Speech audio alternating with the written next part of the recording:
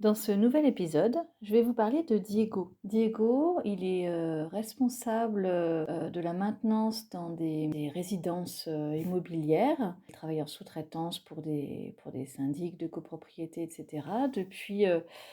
Depuis quelque temps maintenant, ça doit bien faire 2 ans qu'il est dans cette entreprise, qui est une toute petite entreprise pour laquelle, il y a beaucoup de turnover et il semble que ce soit du coup le plus expérimenté, au bout de 2 ans dans cette entreprise et ça commence à pas trop se passer bien avec son employeur et il commence à avoir aussi fait le tour de son métier et à plus trop voir de perspective d'évolution.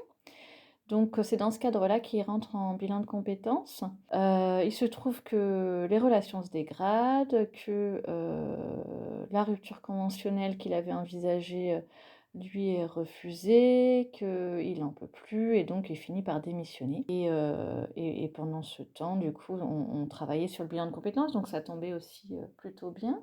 C'est quelqu'un, Diego, qui est très polyvalent, qui a beaucoup de cordes à son arc, qui est un peu, l'homme à tout faire, qui aime bricoler, rendre service, faire en sorte que les choses soient bien faites, mais qui a aussi, besoin de beaucoup d'autonomie, et de responsabilité, mais pas forcément qu'on lui dise non plus, quoi faire, comment faire. Et en même temps, envie d'avoir, la reconnaissance, qu'il estime méritée, évidemment. Il a exploré, pas mal de pistes, notamment, tout ce qui est maintenance, sur les voies de chemin de fer. En fait, ce qu'on a visé ensemble, c'était des métiers qui soient suffisamment variés pour lui, en termes de mission, mais aussi en termes de mobilisation de compétences, donc il y ait, un maximum de polyvalence, tout en étant sur le terrain, et en ayant des responsabilités. On s'est même dit que, il fallait, qu'il ait régulièrement des nouvelles missions, donc quitte à changer de poste. Donc on avait aussi identifié, des grandes entreprises pour qu'il puisse changer de métier à l'intérieur d'une même entreprise éventuellement. Et puis, finalement, s'est présenté, le projet de menuisier. L'électricité lui plaisait beaucoup aussi, enfin l'artisanat, on va dire, un peu dans le bâtiment, tout ce qui était un peu bricolage, mais bricolage professionnel, on va dire. Ça l'intéressait. Il avait, pas de diplôme, pas d'expérience dans ce domaine, mais un fort intérêt. Tout ça couplé avec, l'idée que l'artisanat, c'est quand même un métier qui se fait, avec beaucoup d'indépendance, notamment si on souhaite, être à son compte. En tout cas, c'est une perspective d'évolution que Diego avait envisagée et qui le motivait, fortement.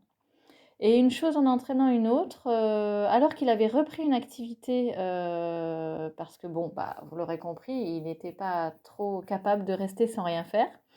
Et bien, il a trouvé, une alternance, en menuiserie bois, de l'agencement sur mesure, de l'agencement intérieur bois sur mesure et donc il a repris une formation, d'1 an pour devenir menuisier, qu'il a réalisé en alternance et qu'il a, véritablement, changé, chamboulé. Lorsqu'on a terminé le bilan de compétences, il était déjà rentré en formation et il était vraiment transformé. Il avait vraiment le sentiment d'avoir trouvé sa voie. Il s'épanouissait énormément dans les ateliers dans lesquels, il avait la chance de pouvoir travailler, que ce soit chez son employeur ou que ce soit en formation et donc c'est une jolie histoire, c'est une jolie reconversion.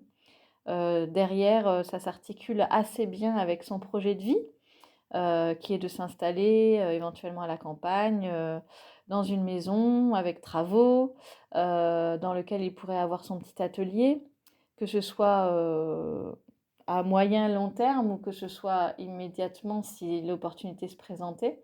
En tous les cas, il avait vraiment des perspectives de